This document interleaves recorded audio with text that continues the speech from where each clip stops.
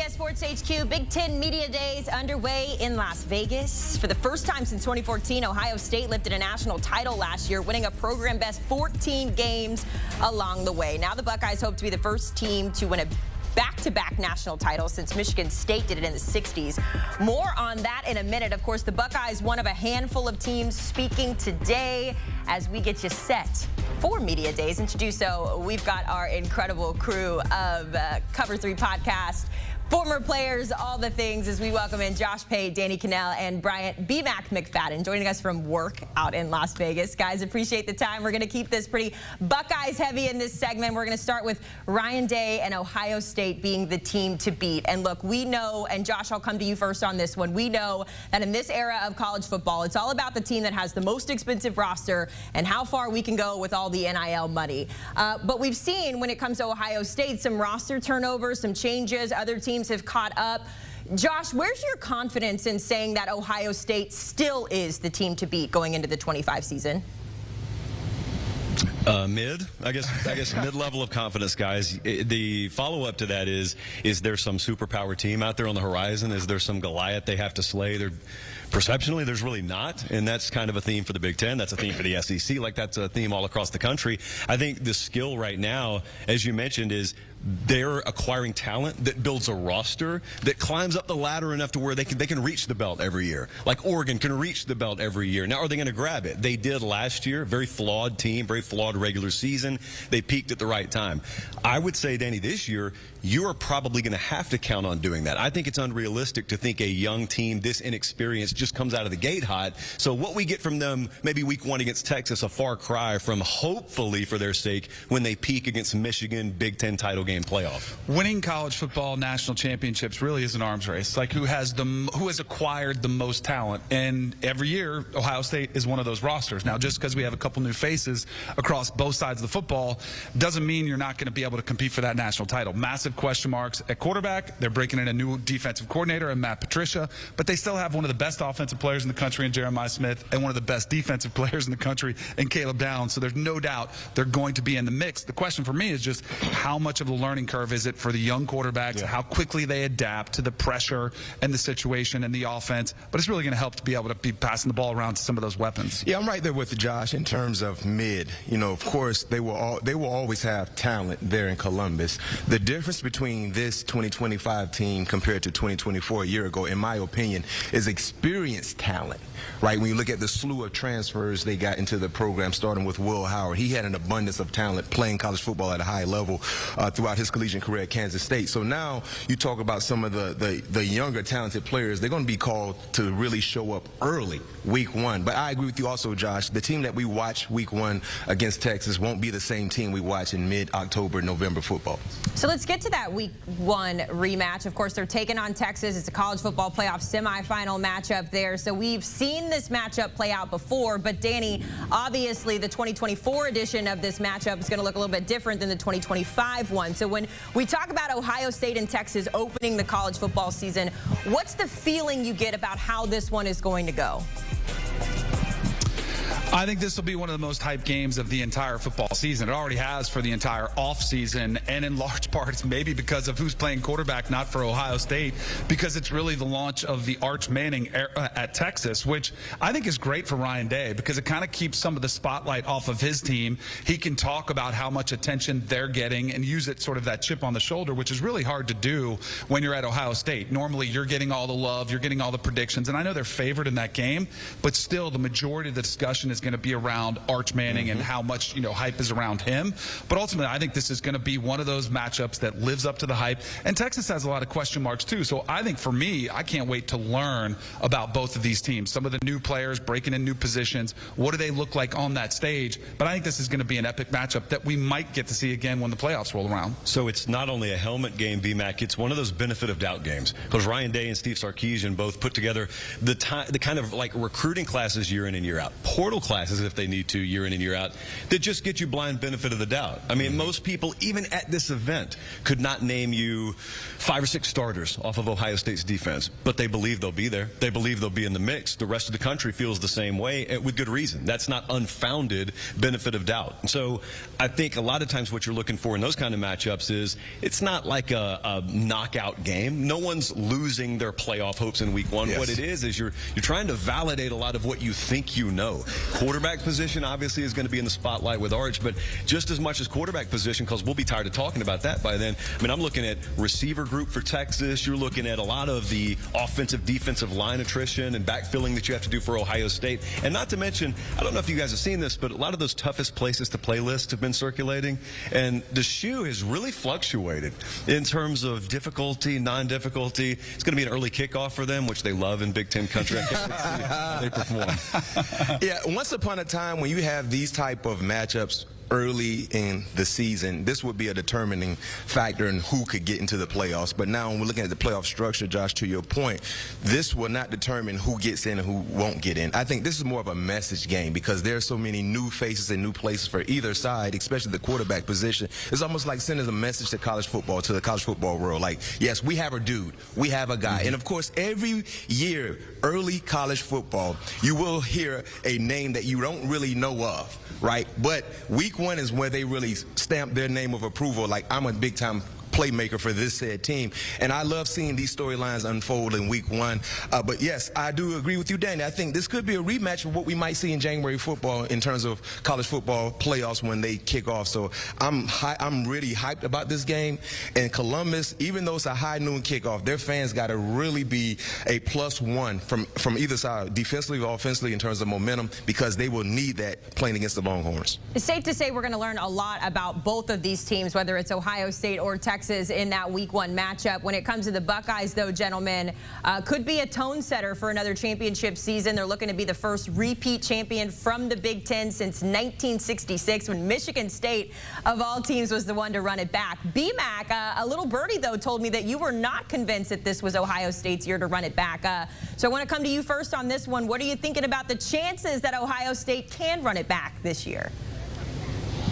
Well, first and foremost, Haley, I do believe Ohio State will be successful. Ryan Day's a very, very high-level coach. Like I said, they have talent there. But I'm not taking Ohio State to run it back because we don't know exactly what they will get from the quarterback position. That's the most important position on any level in a football team, the quarterback. A year ago, Will Howard had an abundance of experience, and then he really reached his peak in the more critical moments of the season. We don't know. So when you look at Ohio State, they will be the hunted this season. Every time they face off against an opposing team, that's like their championship for the opposing team. So they're getting every opposing team's best effort, and until we find out what they have at the quarterback position, I'm not ready to put all my chips in the middle of the table here in Vegas to say they will not only hoist another championship trophy, but maybe a Big Ten opportunity as well might be squandered because we don't know exactly what that quarterback position will look like. I think it's one of the hardest things to do in all sports in any level is to repeat as champion, because you're always having that bullseye on your back with your Ohio State, but to keep the hunger, the intensity, the desire. Remember the storyline around last year's team, everybody coming back to do something special. When I've got new guys, it's hard to replicate the type of adversity you went through to get that mindset that really doesn't come through on game day. It comes through in the offseason. And in the offseason, when everybody's telling you how great you are, what a great season it was, congratulations, you're getting sized up for your rings, it's hard to keep that hunger. And it's one of the biggest challenges for a head coach to make your team play inspired and practice inspired all offseason. So I think there's too many question marks. The other thing, Pate, I think the rest of the Big Ten is getting better, and we're starting to see a little bit of parity. Not a tremendous amount. It's not like anybody can win the Big Ten, but a lot of those other teams that are on that schedule this year are going to be a little bit tougher, and Ohio State's going to be a little bit weaker than they were last season. So that's why I'm kind of with you. I don't think they repeat. I mean, in a previous life, last decade or so, we had not been conditioned to even expecting that an Illinois could take a bite out of an Ohio State. This year, I think you have to recondition your mind for that. Might I remind everyone, Haley, I mean, this team last year at the end looked like a super team. Lost 2 regular season games. And so not only are you taking all that starting production away, you're taking both offensive and defensive coordinators away from that group. So in many cases, it's not starting from scratch. Far be it for me to say they're starting from scratch, but it's just another one of the half dozen to dozen type of teams, both in this conference and nationally, that you could see it working out for if everything goes right. But betting on a preseason, absolutely not. Not doing it. Ohio State has not lost a season opener since 1999. BMAC, real quick, before I let you go, who do you see winning it all this year, if I had to put you on the spot? Clemson. Clemson. Okay, sticking with his ACC roots out there. All right, BMAC, Danny Kanell, and Josh Pate hanging out with us here on CBS Sports HQ. Guys, we appreciate it. Enjoy the vibes out there in Vegas. And for those of you at home trying to get caught up on the college football season, make sure you get locked in to the Cover 3 podcast with our crew. They've got previews and team preparations, all the things to get you set for kickoff in August. Welcome back to CBS Sports HQ, taking you back to Big Ten Media Days, where there's a handful of new names to get to know behind center, including for the reigning champs. The Buckeyes are going to open fall camp with a quarterback battle between Julian Sayin and Lincoln Kienholz. More on that in a minute. They're not the only team, though, dealing with a little unfamiliarity in the huddle. No Dylan Gabriel in Eugene.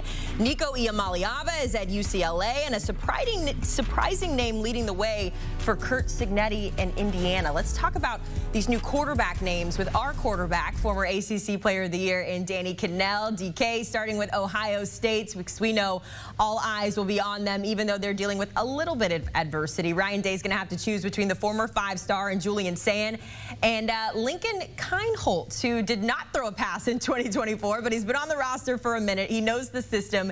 Give us the pros and cons and what you're watching for in this QB battle. So, Haley, there's some QB battles that I think are kind of fake. And I think this is one of them. I think this is Julian Sayin's job, and it's his job to lose. But no coach wants to just give a young player the starting job. They want to make him earn it. They're trying to simulate the pressure of what you're going to see when you're the starting quarterback at Ohio State. And it's nothing against Lincoln Kienholz, but I just feel like everything you've heard about Julian Sayin since the minute he stepped on campus. Remember, he was supposed to go to Bama. Nick Saban retires. Then he transfers to Ohio State because he felt like that was going to be a better opportunity. So I think this is Julian Sayin's job. The question for me with any young quarterback, and most of these quarterbacks that we're going to discuss, is how do you start the season? And of course, that test against Texas is not going to be an easy one, but the tendency for young quarterbacks is to press, to try to do too much. But you've got to remind yourself the amount of talent that's around you, including one of the best receivers, not one of the best receiver in college football with Jeremiah Smith on the outside. But they do have a lot of new offensive linemen. They have a new play caller in Brian Hartline, who's taking over that offense. Of course, they'll have Ryan Day to kind of listen to him. But that, to me, is really what's going to determine how this season goes, is how quickly does Julian Sayin get comfortable in this offense. Hopefully he doesn't press, doesn't make those big mistakes, and the game will come to him. He just has to remember, let me go through my progressions, let me pass the ball around to the players that I have around me, the incredible talent, and everything else will take care of itself. But I do think, Haley, this is Julian Sayin's team. Unless he really struggles, I don't think Ryan Day will make a switch at the last minute. I think this is Julian Sayin's job. Obviously not the same situation, but this reminds me of what we saw with Michigan last year and their quarterback musical chairs that they were playing, trying to sort it out. Again, not the same situation, but certainly some decisions have to be made for Ohio State. If we go to Oregon as well, they're entering year 2 in the new Big Ten with a new quarterback. Third time in the last 3 years, by the way, DK, that they've had to do this song and dance. Looks like they're going to turn to Dante Moore, who transferred from UCLA before the 2024 season. He has some experience, Danny, but what are the expectations for a guy stepping in for a Dylan Gabriel who had the year that he had? And you mentioned it, Haley, but they had Bo Nix before they had Dylan Gabriel. So Dan Lanning has really had a luxury of having quarterbacks who had multi-years of starting experience, and they actually played pretty well. I mean, Dylan Gabriel had a great career. Bo Nix was a little bit up and down, but you had like guys that stepped in that were ready, that were veterans, that were 22, 23, 24 years old, that could command a locker room. That's not necessarily the case with Dante Moore, even though you mentioned he played a little bit his true freshman year at UCLA, was a little bit bumpy. He had a couple, a little issue with the interception bug, had a couple big pick sixes that cost him a couple games early. But I do think the advantage he's had is that he was able to sit behind. Kind of took a redshirt year where he just kind of took a breather, got to sit back, watch Dylan Gabriel prepare, which I think could be invaluable for him. But this is one where I actually think it might be a little bit different than the Ohio State race. Austin Novosad is another quarterback who's been there. I think this one might be a little bit of a truer competition. I think Dante Moore has the edge, but for the first time, you could have a little bit of a bumpy ride where you truly don't know what you're going to get in your starting quarterback for the Oregon Ducks. They will open the season, Oregon will, against Montana State, a team who played North Dakota State in the FCS championship game last year. So big competition to open the season for whoever's going to get the start behind center. I mentioned the Wolverines, so let's talk about them here next. Danny, they threw everything it felt like at Bryce Underwood to get him to flip from LSU to Michigan.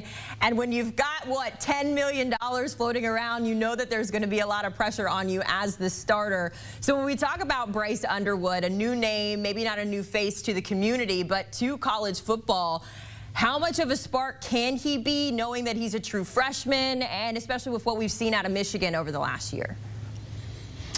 So I think, Haley, what you might see is a little bit of return to where you're not so quarterback dependent at Michigan. And that was the case. Remember when J.J. McCarthy was splitting reps with Cade McNamara, and they were really a run-heavy team? Remember, Sharon Moore is a former offensive lineman, and I think he knows better than anybody the best way to take the pressure off a true freshman quarterback is to run the football. But this is another one where they did sign Mikey Keene as well, who is more of a veteran quarterback. He's played multiple, he's been a multi-year starter at, UCF, at Fresno State. So he's got some experience there as well, where I think you might see a two-quarterback system, similar to what you saw early in J.J. McCarthy's year, to take some of that pressure off Bryce Underwood. If he's ready, he'll take over the reins. The spring game was a little bit bumpy. That's why I feel like Mikey Keene might get some reps early too. But I think the real difference maker is where you see Bryce Underwood come in as a runner, and they can really utilize his skill set there, which really will put a lot of pressure on defenses.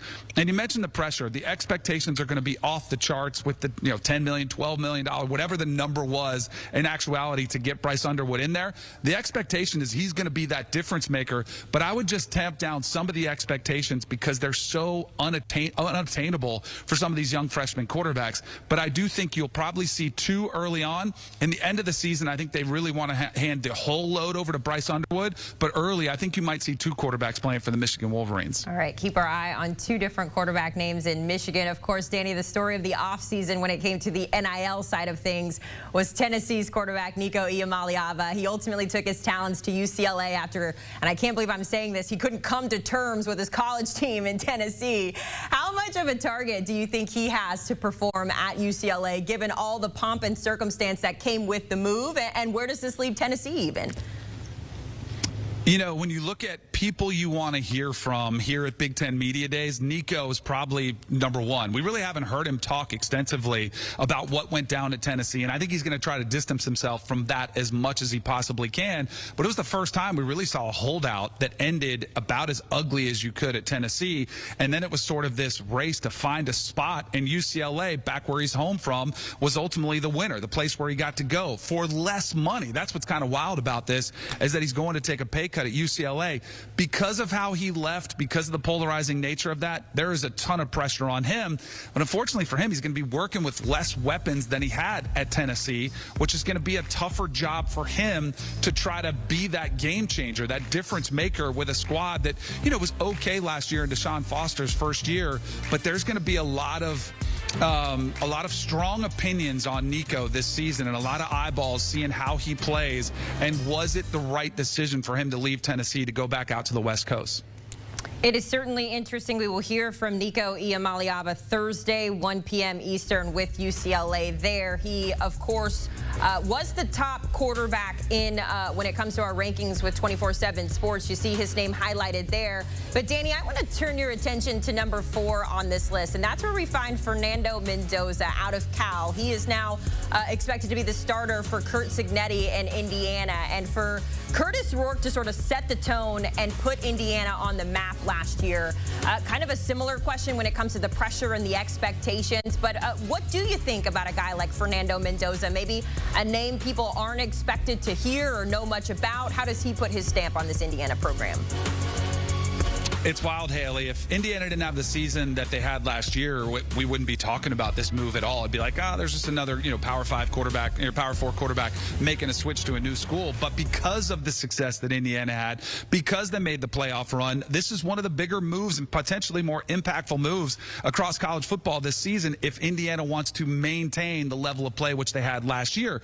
Of all these quarterbacks that are making switches and you see guys move on to the NFL, this is actually one where I think you could see a potential upgrade for Fernando Mendoza replacing Curtis Rourke. I think he's going to be more mobile. I think he's going to have a better, stronger arm, and I think he's going to adapt rather quickly in Kirk Cignetti's offense, which is very creative. They like to get move the ball around a lot of different places. He's getting a good offensive line. He's got a really good wide receiver returning in Elijah Surratt. So I think this is one of those moves that's kind of flying under the radar. There might be one of them that's actually a pretty good upgrade at the quarterback position through the transfer portal. All right, keeping our eye on Indiana. Kurt Cignetti, excited to hear from that program and how they build on last year. DK, have so much fun out in Vegas. We're excited to check in with you as Big Ten Media Days continues out in Las Vegas. Here's a look at the schedule. So a bunch of teams we're expected to hear from today, including the national championship Ohio State Buckeyes. We will hear from Nico Iamaleava later this week, Thursday, July 4th with UCLA.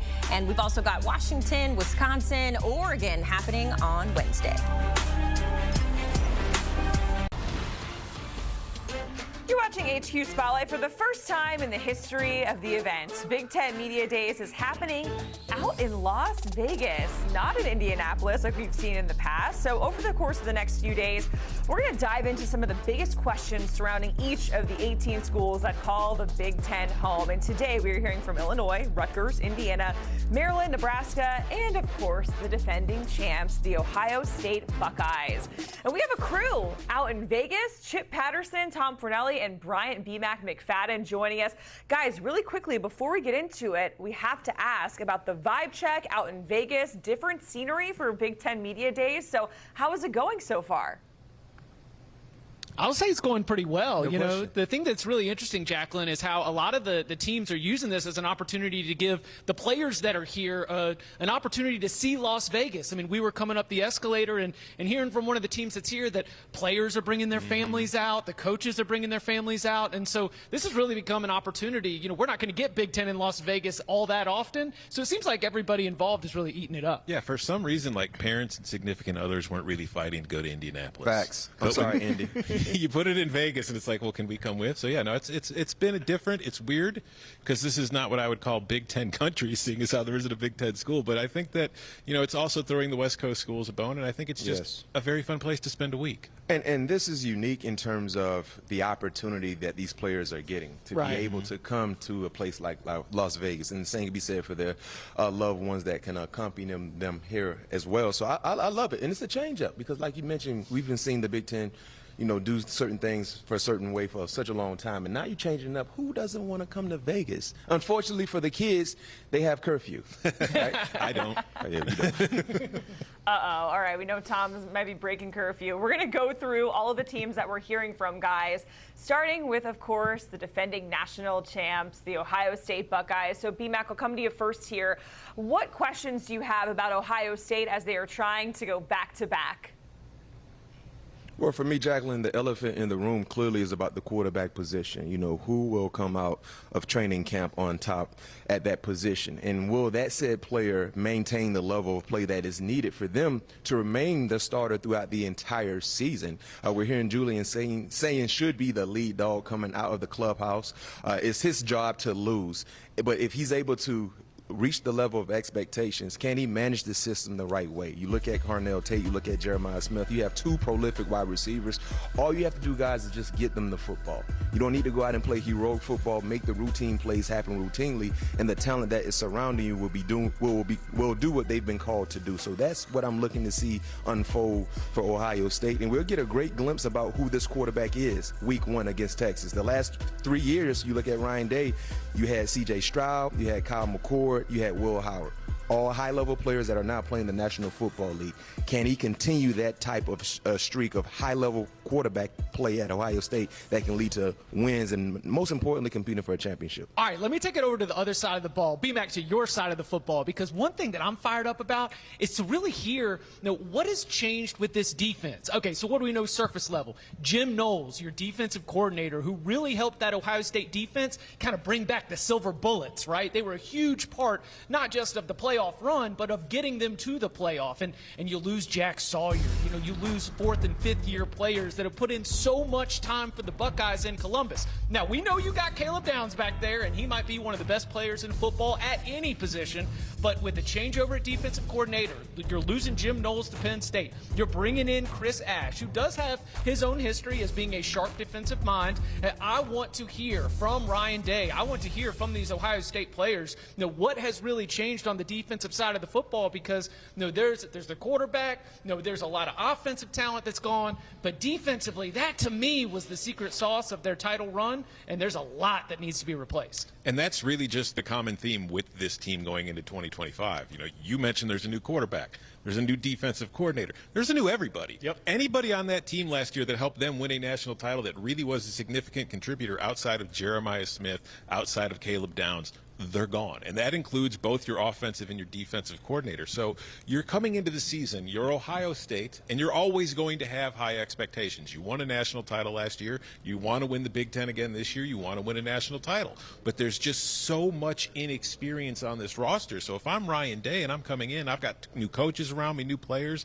How do I get this team ready for that blitz that we're going to start? We're starting the year with Texas, boys. Yes. It is not going to be easy. So we have to be ready to go from week one with a lot of young, inexperienced, very talented players. It's going to be an interesting way to start the season if you're Ohio State. I was going to say, we'll find out certainly soon enough. August 30th against Texas there in the season opener. Next up, let's talk about Indiana coming off a historic year. They make the CFP for the first time in program history, ultimately losing to Notre Dame in the first round there. So, Tom, I'll come to you. What is the biggest question here for Indiana here? I wonder what it's going to look like with Fernando Mendoza replacing Curtis Rourke, because Indiana obviously garnered a lot of attention last year and a lot of headlines, was a surprise team, was able to get to the college football playoff. Nobody saw it coming, and I felt like Curtis Rourke kind of lost in the shuffle of that, because he had an excellent season at quarterback for the Hoosiers, but he graduates, and in comes Mendoza, who played at Cal the last 2 years. He had some very good games. He also had some stinkers. And it's now you're coming into Indiana, you're playing in the Big Ten. It's going to be a little bit more difficult week to week, and you're coming into a team now that has expectations. Like if you came in last year, nobody cares because they're expecting you to win 4 or 5 games. Now you're taking over a team that was in the playoff last year. So those expectations are high. Can he step in and do what Curtis Rourke was able to do for this offense? Tom, you talked about expectations. The biggest question for me, how will Indiana handle being the hunted this season? Years past, no one really expected anything from Indiana. You win 11 ball games in 2024. You got to remember, from 2021 to 2023, they had 9 total wins. So they were very, very inconsistent. But now people will respect you. People will look at you differently. So now you go into these ball games, you will receive the opposing team's best punch for 4 quarters because they know you can play football and you're well coached. And you look at Curtis Kanell, the job he's done has been phenomenal. I mean, he's the Mike Tomlin of college football. 14 seasons as a head coach, never had a losing season. So when you look at what he did in year 1 and looking at what he's done in his second opportunity in his previous destinations, he's done nothing but win ball games. But now, like I said, you're getting opposing teams' best effort. Can you handle that for the entirety of the season? That's the biggest question mark for me when you look at some of the players they won't have the luxury of having on their team from 2024. You know what's gotten under Curt Cignetti's skin a lot is thinking about the shortcomings and the difference when they played the very best teams on their schedule. Because you got 11 wins, that's the most in program history. 8 Big Ten wins, most in program history. Like all this stuff is great, but you got outclassed. When you went up against Ohio State, there was a very, very clear difference in the caliber of player, particularly at the line of scrimmage. When you went up against Notre Dame in the playoff, you got outclassed. Very clear difference. And so what did Curt Cignetti do? Oh no, he didn't sit around and just be mad. He did something about it. He went to the transfer portal. He tried to get bigger along the offensive line. line. They didn't just go get, I mean, no offense to the Sun Belt, but you didn't just get a lot of group of 5 guys. They went and got players from Notre Dame, right? You went and got power conference bodies to be able to get along that offensive line, try to protect your quarterback a little bit so Fernando Mendoza doesn't get hit like Curtis Rourke did. So the lessons learned from those losses, not a lot of them, just 2 of them, but it was very clear that there were lessons to be learned about what Indiana needs to do if it wants to take the next step. All right, let's get to Nebraska because they're looking to build upon some of the success that we found last season. It was a winning season. They had bowl eligibility, something we haven't really seen for the Huskers in quite some time, guys. They have 6 new coaches, 8 are in new roles. So, Chip, of course, we have some questions about that, the OC, the DC, all of that stuff. Yeah, let's focus on the offensive side of the ball, Jacqueline, because we all know Dylan Raiola. We all know his infatuation with Patrick Mahomes, and we all know what his ceiling can be, both in terms of the DNA, the bloodline, the influence, and the raw talent that he has shown us ever since he showed up as an early enrollee. But now you get a full offseason with Dana Holgorsen. And we remember that Dana Holgorsen, as he was coming up as a head coach, was putting together explosive and high-flying offenses.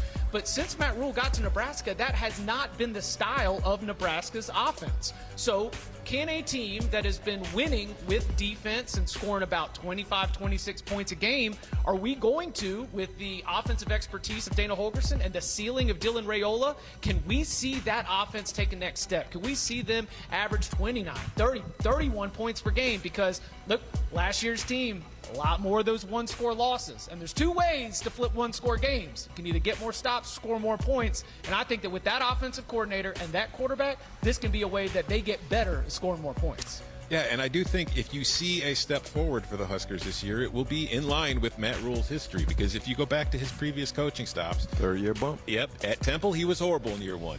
Won 5 games in year 2, then jumped to 10. Same thing happened at Baylor, where he had a 7-6 season in year 2, jumped up to 11 wins in year 3. So now we have Nebraska coming off a 7-win season. Can we see that kind of bump to where Nebraska gets back to where it's wanted to be for how long at this point? Really, ever since joining the Big Ten, they've wanted to be competing at the top of the league. They want to be competing for Big Ten titles, and they want to be getting to the college football playoff. With a returning starter at quarterback as talented as Raiola, with the talent that you have on this roster, with the way you've built the program, can you make that step forward to get in there this year? Well, I'm looking for this defense because you look at losing your defensive coordinator from a year ago and Tony White, looking at, taking some key players with him as well. Not to mention you lost around 7 starters defensively. What will this new look defense look like under John Butler, who was promoted from within? He was a DB coach with Tony White there. When you look at what they've done defensively, I mean, this has been the calling card for their offense in terms of overall success and team success, points per game. Look at 19 points. I mean, that was top 20 in FBS. And not to mention rushing. The Russian defense was phenomenal. They only allowed 8 Russian touchdowns, 3rd fewest in FBS in 2024. That's winning football. So you look at the offense being much better, we imagine. You still need to have high-level defensive play. And usually when you see a drop-off, when you lose your DC and so many big-time contributors, but what will Matt Rule have in place knowing that he promoted John Butler up to be able to orchestrate this defense to play to the level that they've played at over the last few seasons?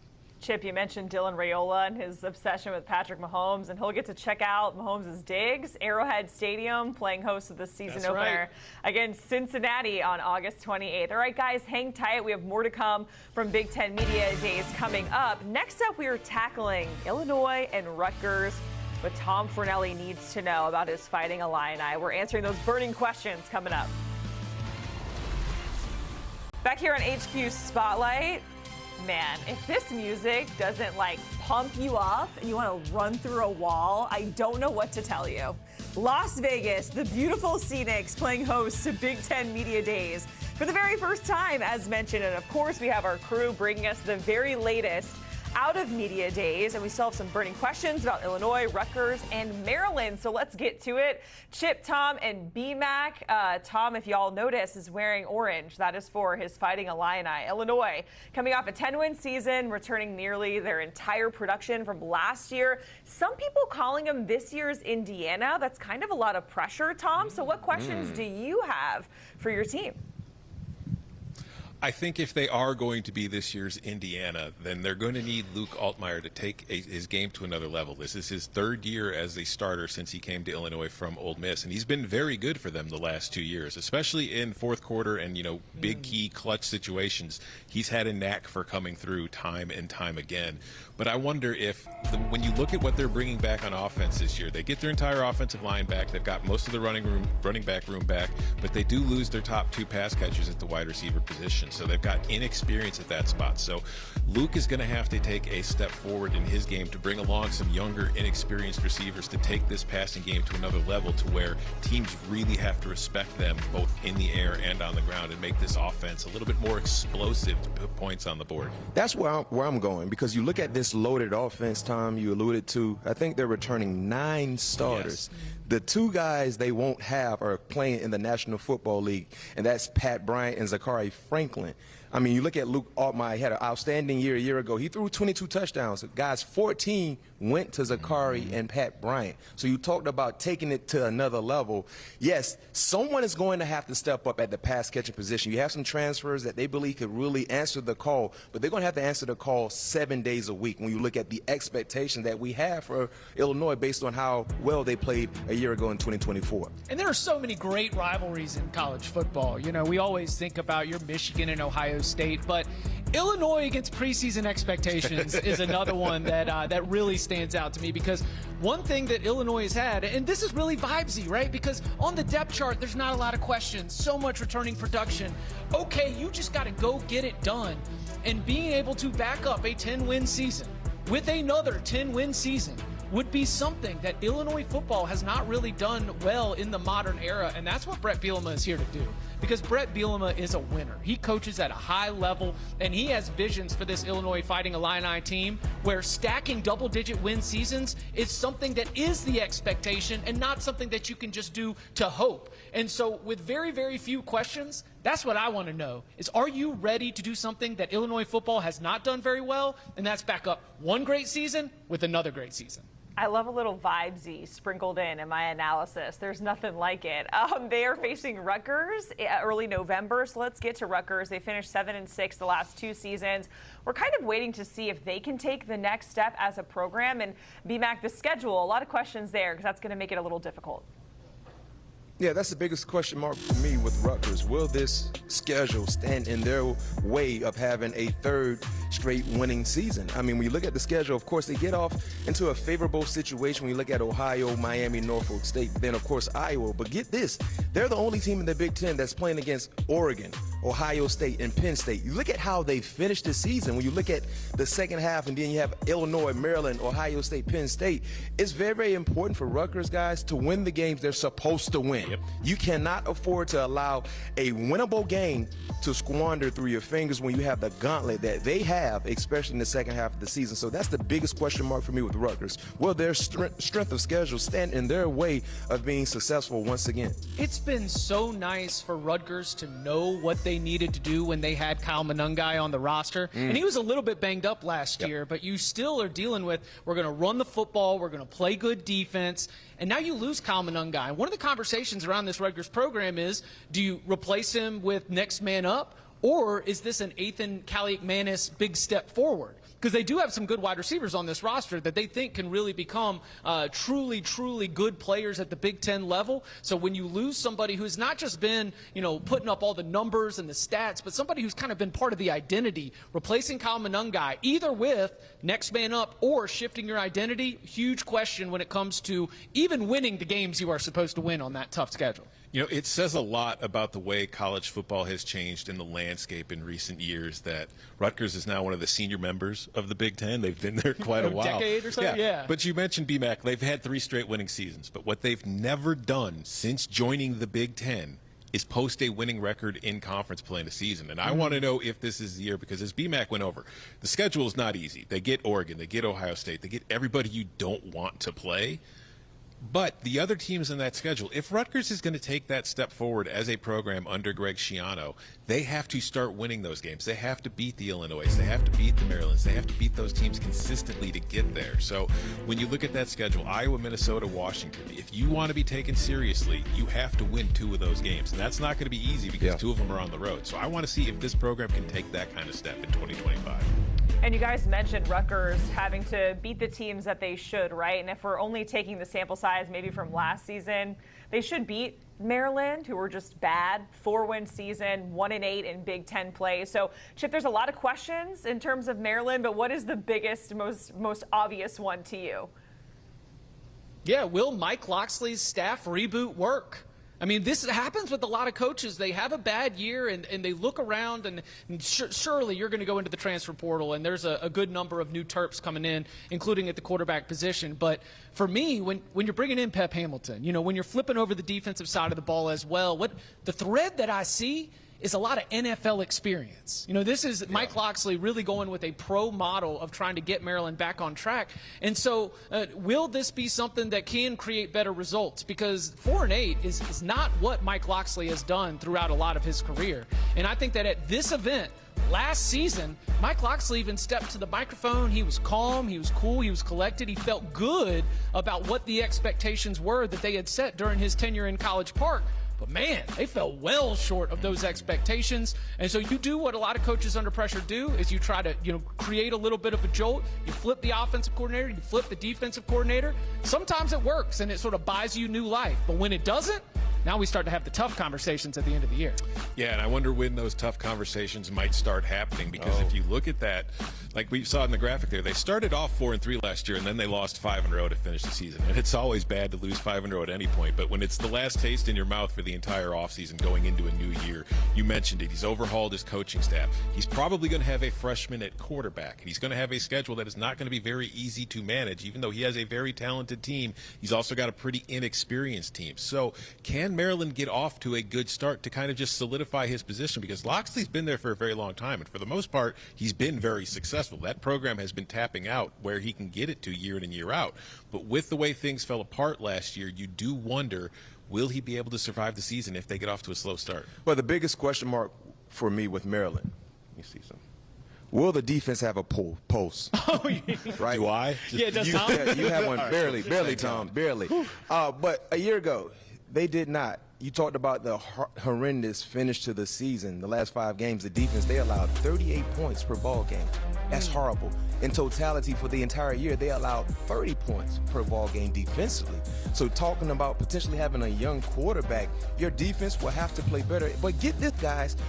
That bad defense that they had a year ago, they lost the top tackler, the top sack guy, TFL guy, and passes defense. All gone. So they lost some experienced players from a defense that was not good at all from a year ago. So you talked about bringing in NFL experiences on either side of the football field. It's imperative for those coaches to be able to showcase their ability to do more with less in terms of having high-level play good enough for you to be able to maintain leads in the second half and not squander away a good start like they had a year ago and just not play any defenses at all. So when you look at their defense, I understand there's a lot of high expectations, not high expectations, but concerns from either side. But their defense has to be better, understanding and knowing you might have some young players on the offensive end that you're going to really have to carry a little bit until they get acclimated to this new landscape.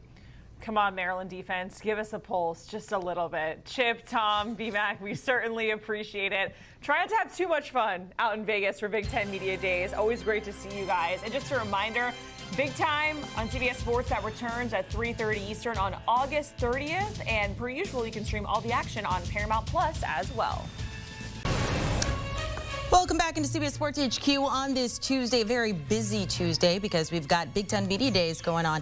Taking a look at the odds to win the national championship, Ohio State reigning champs right now, sitting at plus 600, tied with the Georgia Bulldogs, but sitting on top are the Texas Longhorns at plus 550, the favorite to win the SEC, and of course the favorite to win the Natty. But we're going to talk about the Big Ten because you do see 3 Big Ten teams there. So let's get into it. Are they a title threat or a trap team? Let's welcome in Brandon Marcello, who's with us, joining us from Vegas. You look like the mayor of Vegas right now. I got to say, like with the outfit, the thing, like, are you running things out there right now, Brandon? I'm pulling double duty. I'm doing a show later tonight. Oh, okay. Well, you look very handsome. Let's dive into it. Let's start with Ohio State, the reigning champs. They do get, a star player like Jeremiah Smith back. However, they do have to figure out who their quarterback's going to be. Some people have said maybe they're going to take a step back. Title threat or trap team for the Buckeyes? Oh, they're most definitely a title threat. They've got the most experienced, should be talented roster in college football, according to the blue chip ratio, tying with Alabama at 89%. The big question, of course, everybody has is quarterback situation with Julian Sand. But to me, it's more about the defense. You lose defensive coordinator Jim Knowles, who led one of the top 2 to 3 defenses in all the country last season. And you lose a lot of talent and experience and your starters there. And really, it's all going to have to start at the safety position with Caleb Downs and bringing everybody else up to speed. That's the thing that worries me about Ohio State. I think their offense is still going to be able to score points. They've got playmakers. They've got blazers there. But defensively, will they gel? Will they come together quicker than maybe I'm thinking? Because they're going to have a huge game, obviously, in week 1 against Texas, but also throughout that Big Ten season, they can't get their confidence down because I think that defense is going to be a work in progress this season. Let's go to Penn State here. It was an interesting season for them. Look, they made it to the Big Ten title game. They lost to Oregon. They get into the playoff, make it all the way to the semis where they fall to Notre Dame in that game. The good thing is you talked about losing some players. They really have their core offense back, including their quarterback, Drew Aller. Are we looking at title threat or trap team for Penn State, the Nittany Lions, excuse me? Well, for me, it's about Drew Aller just continuing to improve, and I think they are a threat because they've got the talent. More importantly, a lot like Ohio State last season, they're bringing back a lot of talent. They convinced almost everybody to come back, it seems like, and that offense is going to be hitting on all cylinders, in my opinion. I know they lose some receivers there, but I love Syracuse transfer Trevor Pena. He's going to be a big-time playmaker for them. They've also got some physicality at receiver right now that's really going to help them, but Drew Aller has been very inconsistent at times, even trying to hit wide open receivers. It's almost like he gets a little too anxious at times. I mean, remember back in the playoffs, he didn't complete a single pass in that final game to a receiver. Insane. But he's got weapons there. That defense is going to be loaded. And Jim Knowles comes over from Ohio State. He's one of the best defensive coordinators over the last 8 years, in my opinion, in college football. What he did at Oklahoma State was miraculous. And then transferring that over to Ohio State, which is really in the dumps defensively, if you think about it, 4 years ago, bringing that up, and Penn State's loaded this year. That's the team to me that is the favorite in the Big Ten, not Ohio State. All right, I'll go with that. What about Oregon? If Penn State, as you have them, is a favorite, Ohio State is a title threat, though. Oregon, I was talking to Brad Crawford yesterday. He said, I think they take a step back, went undefeated in the regular season until they ran into Ohio State in the Rose Bowl, lost that game there, 41-21. Where does Oregon sit for you? They're a trap team. I don't see them as a maybe legitimate threat right now on paper to win the Big Ten championship. I could lose 2 to 3 games, right? And the reason for that is because they have to start all over at quarterback with Dante Moore, a young transfer from UCLA. We've become so accustomed to Oregon just bringing in, it seems like, 19th and 20th year seniors at quarterback, whether it was Bo Nix and obviously Dylan Gabriel, breaking the NCAA record for touchdown passes in a career last year. To me, they've got to get him up to speed. I think Oregon's going to really rely on the running game early. And by the way, they have to replace a couple of 1,000-yard rushers there, too. So this team, more than maybe in Ohio State, as I mentioned earlier, is going to very much be a work in progress. And for right now on paper, I just don't see them as a legitimate threat for the Big Ten title come November. Our first true trap team for you, the Oregon Ducks. Moving on to Michigan. Of course, you talk about playing Ohio State. They've owned them for the past 4 years. Great. You got to get further than that, though. Bryce Underwood, how much pressure is on this young man? And I got to ask you, how much does he play into whether you think they are a title threat or a trap team?